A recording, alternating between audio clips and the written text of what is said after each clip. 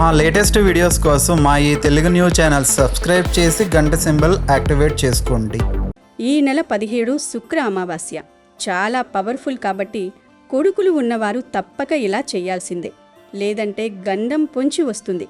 తర్వాత ఇక మీరు ఎంత బాధపడినా లాభం ఉండదు. ఎందుకంటే ఇది సంవత్సరంలోనే మొట్టమొదటి మరియు అత్యంత శక్తివంతమైన అతిపెద్ద అమావాస్య.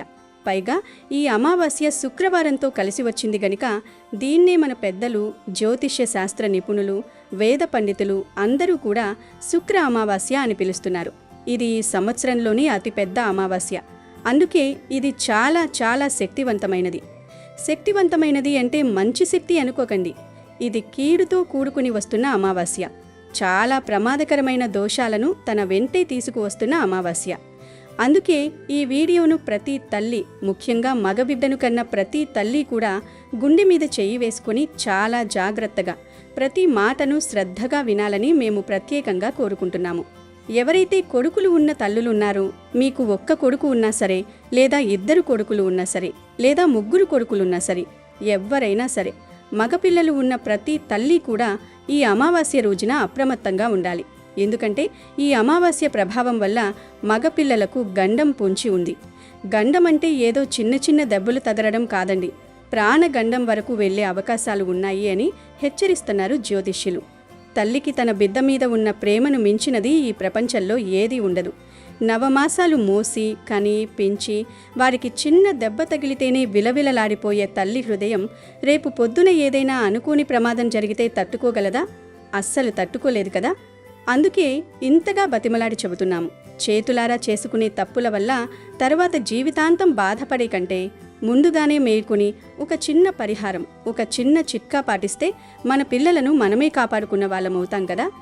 ఏముందిలే, ఇవన్నీ మూఢనమ్మకాలు, ఇవన్నీ మేము నమ్మం, మాకేం కాదులే అని ఎవరైతే నిర్లక్ష్యంగా వ్యవహరిస్తారో, ఎవరైతే ఈ మాటలను తేలికగా కొట్టిపారేస్తారో వాళ్ళు భవిష్యత్తులో చాలా ఇబ్బందులు ఎదుర్కోవాల్సి వస్తుంది. ఎందుకంటే ఇప్పుడు జరుగుతున్న ప్రమాదాలు, ఘోరాలు మనం రోజూ టీవీల్లో, పేపర్లలో చూస్తూనే ఉన్నాం. ఎప్పుడు ఏ దిక్కు నుంచి మృత్యువు ఏ రూపంలో వస్తుందో ఎవరికీ తెలియదు. అప్పటిదాకా నవ్వుతూ తిరిగిన పిల్లలు అకస్మాత్తుగా ఏదో ఒక ప్రమాదంలో చిక్కుకుంటే ఆ తల్లిదండ్రుల గుండె కోతను మనం చూడలేం. కాబట్టి అలాంటి పరిస్థితి మనకు, మన ఇంటికి, మన పిల్లలకు రాకూడదు అంటే ఖచ్చితంగా ఈ అమావాస్య రోజున మీరు ఈ పరిహారం చేసుకోవాలి. మరింటికి కొడుకులు ఉన్నవారు ఈ అమావాస్య రోజు తప్పక చేయాల్సిన ఆ పరిహారం ఏమిటి, ఆ పరిహారాన్ని ఎలా చేయాలి అనే విషయాన్ని ఈ వీడియోలో వివరంగా తెలుసుకుందాం. ఫ్రెండ్స్, ఈ వీడియోని కొడుకు ఉన్న ప్రతి తల్లికి షేర్ చేయండి. ఈ వీడియోని ఎక్కడా స్కిప్ చేయకుండా చివరి వరకు చూడండి. అప్పుడే మేము చెప్పేది అర్థమవుతుంది. అక్కడ కొంచెం చూస్తే ఏమీ అర్థమవ్వదు గనుక స్కిప్ చేయకుండా చివరి వరకు చూడండి. వీడియోలోకి వెళ్లే ముందు జై శ్రీరామ్ అని కామెంట్ చేయండి.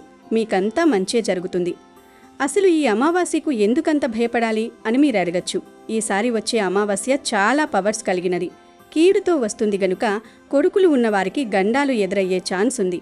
ఈ అమావాస్య వచ్చిన రోజు నుంచి సుమారుగా ఒక 36 రోజులు లేదా 38 రోజుల లోపు, అంటే దాదాపుగా నెలన్నర రోజుల పాటు దీని ప్రభావం తీవ్రంగా ఉంటుంది.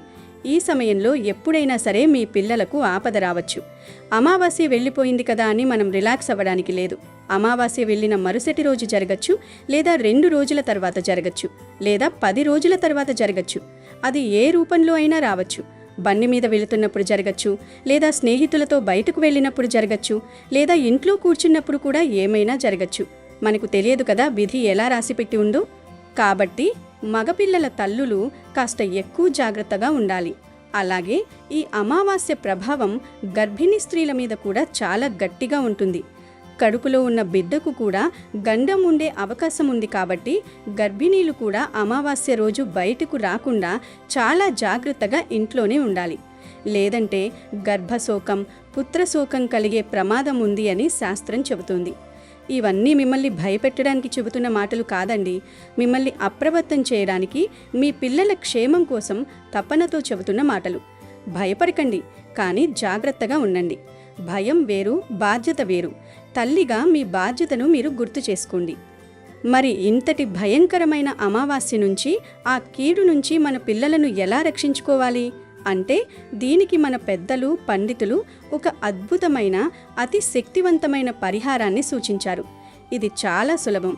దీనికోసం మీరు వేల రూపాయలు ఖర్చు పెట్టాల్సిన అవసరం లేదు. ఎక్కడికో దూర ప్రాంతాలకు వెళ్లాల్సిన పని లేదు. ఎవ్వరి కాల్లో వేల్లో పట్టుకోవాల్సిన అవసరం అంతకన్నా లేదు. కేవలం మన ఇంట్లోనే ఉండి మన చేతులారా మనం చేసుకోగలిగే అతి సులువైన పరిహారం ఇది. దీనికి కావలసిందల్లా ఒక్క బూడిద గుమ్మడికాయ మాత్రమే. అవునండి, మీరు విన్నది నిజమే. కేవలం ఒక్క బూడిద గుమ్మడికాయతో మన పిల్లల మీద ఉన్న ఎంతటి కీడునైనా తరిమి కొట్టవచ్చు. అసలు బూడిద గుమ్మడికాయకు మన హిందూ ధర్మంలో, మన శాస్త్రాల్లో ఉన్న విశిష్టత అంతా ఇంతా కాదు. సాక్షాత్తు ఆ కాలభైరవ స్వరూపమే ఈ బూడిద గుమ్మడికాయ అని మన పెద్దలు చెబుతూ ఉంటారు. ఎక్కడైతే బూడిద గుమ్మడికాయ ఉంటుందో అక్కడ దుష్టశక్తులు, ప్రేతాత్మలు, నరఘోష, కంటి దిష్టి ఏమాత్రం పనిచేయవు. అది ఒక అద్భుతమైన ఆకర్షణ శక్తి కలిగిన కాయ. ఎంతటి నెగిటివ్ ఎనర్జీనైనా సరే, ఎంతటి చెడునైనా సరే తనలోకి లాగేసుకునే అద్భుతమైన గుణం దానికి ఉంది. అందుకే మనం కొత్త ఇల్లు కట్టుకున్నప్పుడు కానీ, వ్యాపారం మొదలుపెట్టినప్పుడు కానీ గుమ్మడికాయను గుమ్మానికి వేలాడదీస్తాం. అది ఎంతటి శక్తివంతమైనదో మనందరికీ తెలుసు. అలాంటి పవర్ఫుల్ బూడిద గుమ్మడికాయతో ఈసారి ఈ అమావాస్యకు మనం మన పిల్లల కోసం పరిహారం చేసుకోబోతున్నాం. దీనికోసం మీరేం చేయాలంటే, ముందుగా మార్కెట్కి వెళ్ళి ఒక మంచి బూడిద గుమ్మడికాయను చూసి తెచ్చుకోండి. అది మరీ పెద్దదిగా ఉండాల్సిన అవసరం లేదు. అలా అని మరీ చిన్నదిగా కూడా వద్దు. ఒక మధ్యస్థంగా మనం 2 చేతులతో పట్టుకోవడానికి వీలుగా ఉండే సైజులో ఉంటే సరిపోతుంది. అయితే ఇక్కడ ఒక చిన్న విషయం గుర్తుపెట్టుకోవాలి. కాయను ఎంచుకునేటప్పుడు దాని మీద ఎక్కడా మచ్చలు లేకుండా, దెబ్బలు తగలకుండా, కుళ్ళిపోకుండా ఉండేలా చూసుకోవాలి. అంటే కాయ ఎంత స్వచ్ఛంగా, ఎంత గట్టిగా ఉంటే మన పరిహారం అంత బాగా పనిచేస్తుందన్నమాట. గనుక ఒక గుమ్మడికాయని తెచ్చుకోండి. కొని తెచ్చుకోవచ్చు, లేదా ఇంటి దగ్గర చెట్టు ఉంటే ఆ చెట్టు నుండి కోసైనా తెచ్చుకోవచ్చు. ఇలా ఒక గుమ్మడికాయను ఇంటికి తెచ్చుకున్న తర్వాత దాన్ని శుభ్రంగా కడిగి తుడుచుకోండి. ఇప్పుడు ఒక చిన్న కత్తి తీసుకుని ఆ గుమ్మడికాయ పై భాగంలో, అంటే తొడిమ దగ్గర కానీ పక్కన కానీ ఒక చిన్న రంధ్రం లేదా ఒక చిన్న బెజ్జం చేయాలి. ఎలా అంటే, మనం పుచ్చకాయ లోపల బాగుందో లేదో చూడ్డానికి ఒక చిన్న ముక్కను కట్ చేసి తీస్తాం కదా, అచ్చం అలాగే ఒక చతురస్రాకారంలో కానీ గుండ్రంగా కానీ ఒక చిన్న ముక్కను కత్తితో చాలా జాగ్రత్తగా కట్ చేసి బయటకు తీయండి. ఆ తీసిన ముక్కను మాత్రం దయచేసి పారేయకండి. దాన్ని పక్కన జాగ్రత్తగా పెట్టుకోండి. ఎందుకంటే మళ్ళీ చివరికి దాంతోనే మనం ఆ బెజ్జాన్ని మూసేయాల్సి ఉంటుంది. ఇప్పుడు ఆ గుమ్మడికాయలో చేసిన ఆ చిన్న రంధ్రం ఉంది కదా, అదొక చిన్న గొయ్యిలాగా ఉంటుంది. అందులోకి మనం ఇప్పుడు కొన్ని విశేషమైన వస్తువులను వేయాల్సి ఉంటుంది. ఆ వస్తువులేంటంటే, ముందుగా కొంచెం కుంకుమ తీసుకోండి. మన ఇంట్లో దేవుడి దగ్గర వాడే స్వచ్ఛమైన కుంకుమ అయితే చాలా మంచిది. ఎర్రటి కుంకుమ అంటే సాక్షాత్తు లక్ష్మీదేవి స్వరూపం. అది శక్తికి ప్రతీక. కీడును తొలగించే శక్తి, మంగళప్రదమైన శక్తి కుంకుమకు ఉంది. ఆ కుంకుమను ఆ రంధ్రంలోకి నెమ్మదిగా వేయండి. కుంకుమ వేసిన తరువాత నెక్స్ట్ మనం వేయాల్సింది మిరియాలు. అవును, మనం వంటింట్లో వాడే నల్ల మిరియాలు. ఒక 10-15 మిరియాలు తీసుకుంటే చాలు. నల్ల మిరియాలు చాలా ఘాటుగా ఉంటాయి కదా, ఆ ఘాటుతనమే శత్రువులను, మనకు కనపడని అదృశ్య శక్తులను, చెడును తరిమి కొట్టడానికి ఉపయోగపడుతుంది. మిరియాలకు ఉన్న స్పిరిచువల్ పవర్ అలాంటిది. ఆ మిరియాలను కూడా ఆ రంధ్రంలోకి వేసేయండి. ఆ తరువాత మూడవది చాలా ముఖ్యమైనది ఎండుమిరపకాయలు. ఒక 4 ఎండుమిరపకాయలు తీసుకోండి. తొడిమలతో ఉన్నా పర్లేదు, లేకపోయినా పర్లేదు. ఎర్రటి ఎండుమిరపకాయలు దిష్టిని పోగొట్టడంలో ఎంత పవర్ఫుల్గా పనిచేస్తాయో మనందరికీ తెలిసిందే. అందుకే మనం దిష్టి తీసేటప్పుడు ఉప్పు, మిరపకాయలు వాడుతూ ఉంటాం. అలాంటి ఎండుమిరపకాయలను ఒక 4 తీసుకుని వాటిని కూడా ఆ రంధ్రంలోకి నెట్టండి. అవసరమైతే లోపలి గుజ్జు కొంచెం తీసి ఈ వస్తువులని లోపలికి నొక్కండి. ఇప్పుడు మనం కుంకుమ, మిరియాలు, ఎండుమిరపకాయలు అన్నీ ఆ గుమ్మడికాయ గర్భంలోకి వేసేసాం. ఇవన్నీ వేయడం వల్ల ఆ గుమ్మడికాయకు ఒక ప్రత్యేకమైన ఆకర్షణ శక్తి వస్తుంది. ఇప్పుడు ఇందాక మీరు కట్ చేసి పక్కన పెట్టుకున్న ఆ గుమ్మడికాయ చిన్న ముక్క ఉంది కదా, దాన్ని తీసుకోండి. దాన్ని మళ్ళీ ఆ రంధ్రం మీద కరెక్ట్గా పెట్టి మూసేయండి. అంటే ఆ కాయ మళ్ళీ మామూలుగా ఎక్కడా కట్ చేయనట్లుగా కనిపించేలాగా అన్నమాట. ఆ ముక్క అక్కడ గట్టిగా ఉండకపోతే అది ఊడిపోకుండా ఉండటానికి మీరు కొంచెం పసుపు రాసి అతికించొచ్చు, లేదా ఒక చిన్న దారం పెట్టి కట్టచ్చు, లేదా ప్లాస్టర్ అయినా వేయొచ్చు. మొత్తానికి ఆ రంధ్రం మూతపడిపోవాలి, లోపల ఉన్న వస్తువులు బయటకు రాకూడదు. ఇలా అన్ని రకాలుగా సిద్ధం చేసుకునే ఈ గుమ్మడికాయను ఒక ప్లేట్లో పెట్టుకోండి. ఇప్పుడు అసలు ఘట్టం మొదలవుతోంది. ఈ పరిహారాన్ని మీరు ఏ సమయంలో చేయాలి అనేది చాలా చాలా ముఖ్యం.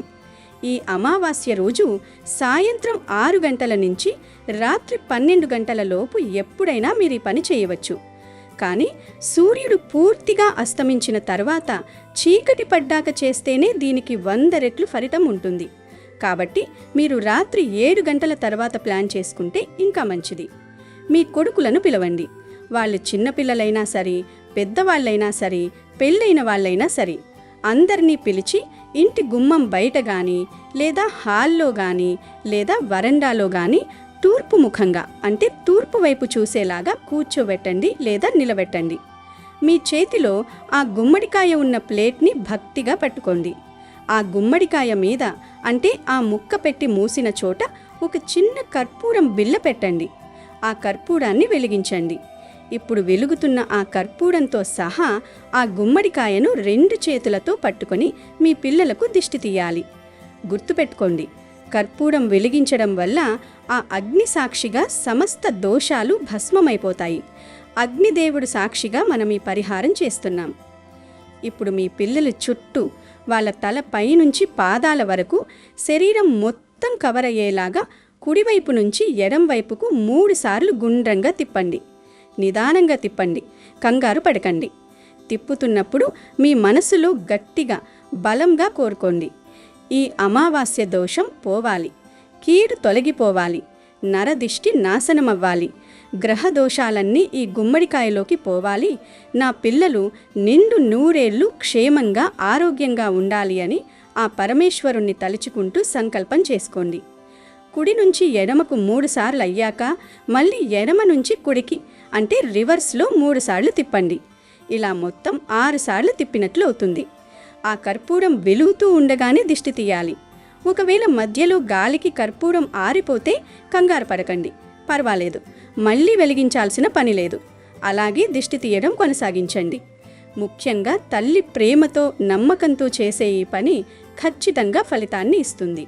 ఇలా దిష్టి తీయడం పూర్తయిన తర్వాత ఆ గుమ్మడికాయను తీసుకుని మీరు ఇంటి బయటకు వెళ్ళాలి. ఇది చాలా చాలా ముఖ్యమైన విషయం. ఆ కాయను ఎక్కడ పడితే అక్కడ, ఇంటి దగ్గరలో మాత్రం అస్సలు పడేయకూడదు. ఎవరూ పెద్దగా తిరగని నిర్మానుష్య ప్రదేశం ఏదైనా ఉంటే అక్కడికి వెళ్ళండి, లేదా 3 దారులు కలిసే కూడలి దగ్గరకు వెళ్ళండి, లేదా ఏదైనా రోడ్డు పక్కన చెట్ల పొదల్లో గాని ముళ్ల పొదల్లో గాని పడేయాలి. అక్కడికి వెళ్ళిన తర్వాత ఆ కాయను మీ 2 చేతులతో గట్టిగా పట్టుకుని ఒక్కసారిగా నేలకేసి బలంగా కొట్టండి. అది పటాపంచలైపోవాలి, ముక్కలు ముక్కలుగా పగిలిపోవాలి.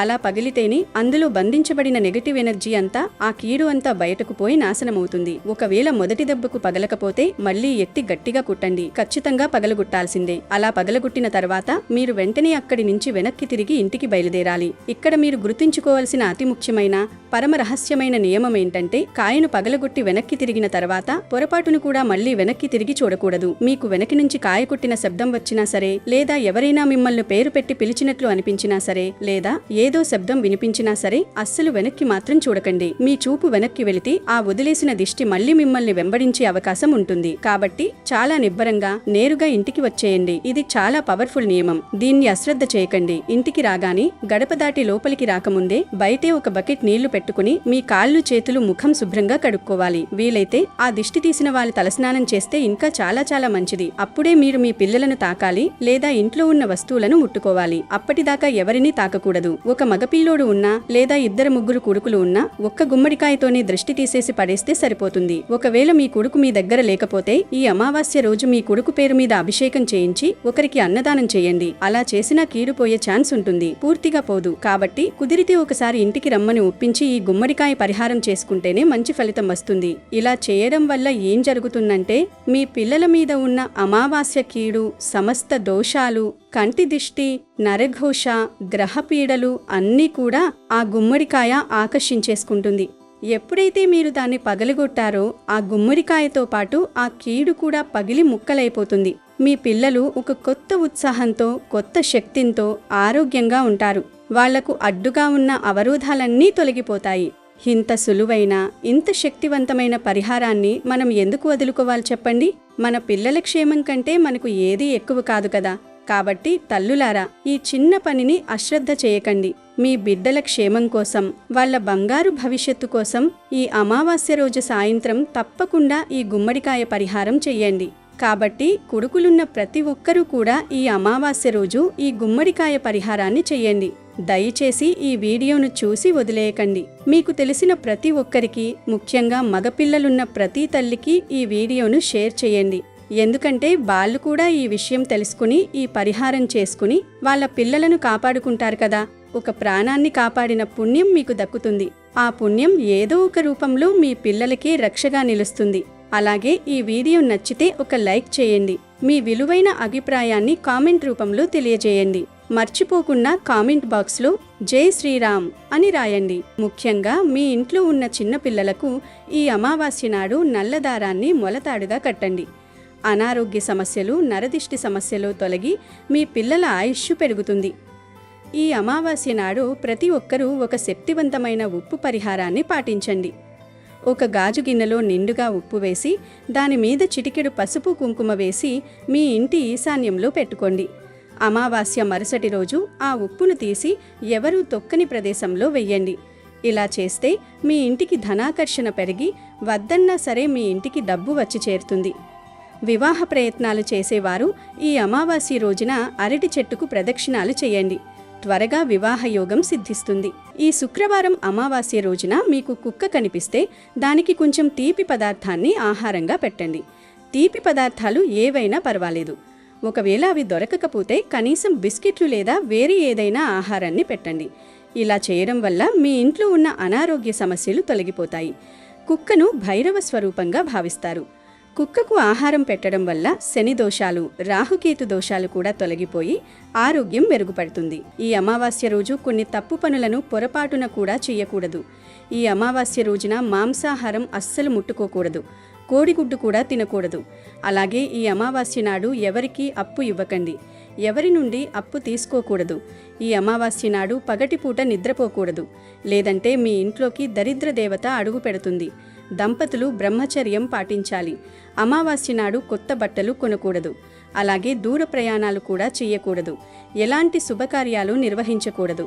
ఇనుము శనిగ్రహానికి సంబంధించినది కాబట్టి ఈ అమావాస్య నాడు పొరపాటున కూడా ఇనప వస్తువులను కొనకూడదు. అలాగే ఈ అమావాస్య నాడు ఎట్టి పరిస్థితుల్లోనూ కొత్త చీపురు, బియ్యం మరియు గోధుమలను కొనకూడదు. అమావాస్య నాడు ఈ వస్తువులను కొంటే మీ ఇంట ధనం నిలవదు. అనవసరపు ఖర్చులు కూడా పెరుగుతాయి. అలాగే పదునైన వస్తువులను కూడా ఈ అమావాస్య నాడు కొనకూడదు. లేదంటే మీ కుటుంబంలో గొడవలు ఏర్పడతాయి. అలాగే తోలుతో చేసిన బూట్లు మరియు హ్యాండ్ బ్యాగ్లు కూడా కొనకూడదు. అంతేకాదు ఈరోజు గోరులు, జుట్టు కత్తిరించకూడదు. శుక్ర అమావాస్య నాడు తులసిని పూజిస్తే ఇంకా రెట్టింపు పుణ్య ఫలితం లభిస్తుంది. కాబట్టి ఈ అమావాస్య నాడు ప్రతి ఒక్కరూ తులసి కోటలో దీపం వెలిగించి తులసి కోటకు నమస్కారం చేసుకుంటే ఎలాంటి కోరికైనా సరే వెంటనే నెరవేరుతుంది. ఈ అమావాస్య రోజు మొదటిగా చేయవలసిన పనులు ఏంటి అంటే కనుక, సూర్యోదయానికి ముందే మీరు నిద్ర లేవండి. చక్కగా నిద్రలేచిన తర్వాత ఇల్లు, వాకిళ్ళు అన్నీ కూడా ఊడ్చేసుకొని వాకిలంతా కూడా శుభ్రంగా నీటితోటి కడుక్కొని తర్వాత మంచిగా ముగ్గు పెట్టుకోండి. తర్వాత మీరు శుభ్రంగా స్నానం చేసుకుని లక్ష్మీదేవికి పూజ చేసుకోండి. శుక్రవారంతో కలిసి వచ్చిన ఈ శుక్ర అమావాస్య నాడు లక్ష్మీదేవిని పూజిస్తే చాలు, మీ ఇల్లంతా కనక వర్షంతో నిండిపోతుంది. కాబట్టి ఈ శుక్రవారం నాడు తప్పక లక్ష్మీదేవి ఆరాధన చేసుకోండి.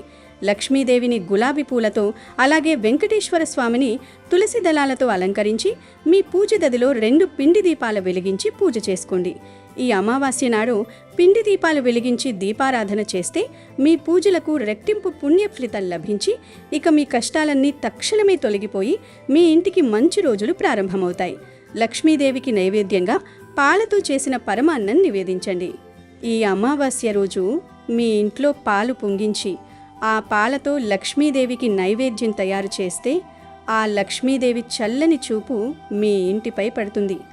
ఈ విధంగా లక్ష్మీదేవిని పూజిస్తూ ఓం శ్రీ మహాలక్ష్మీ దేవే నమః, ఓం నమో భగవతే వాసుదేవాయ అనే మంత్రాలను 21 సార్లు జపించండి. ఈ 2 మంత్రాలను జపిస్తే మీ జాతకంలో ఉన్న దురదృష్టం తొలగిపోయి అదృష్టం కలిసి వస్తుంది. ఈ విధంగా ఇంట్లో లక్ష్మీ నారాయణులను పూజిస్తే చాలా మంచిది. ఈ అమావాస్య అంటే లక్ష్మీదేవికి చాలా ఇష్టమైన రోజు కాబట్టి లక్ష్మీదేవి అనుగ్రహం కూడా మనకి కావాలి. గనుక ఈ అమావాస్యకి ముందు రోజు కానీ లేదా అమావాస్య రోజు కానీ ఇంట్లో ఉన్నటువంటి నెగిటివ్ ఎనర్జీని, జ్యేష్ఠాదేవిని బయటకు పంపించడం కోసం ఒక బకెట్ నీళ్లు తీసుకుని అందులో ఒక చిటికెడు రాళ్ల ఉప్పు, తర్వాత కొద్దిగా నిమ్మరసాన్ని కలపండి ఆ నీటిలో. తర్వాత ఆ నీటితోటి ఇల్లంతా కూడా శుభ్రం చేసేయండి.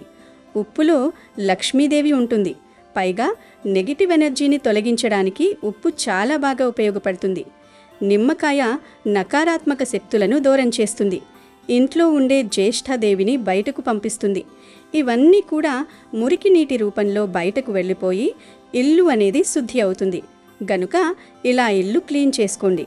అలాగే బూజులు ఏవైనా ఎక్కడైనా కనిపించినా కూడా పూర్తిగా లాగేసుకోండి.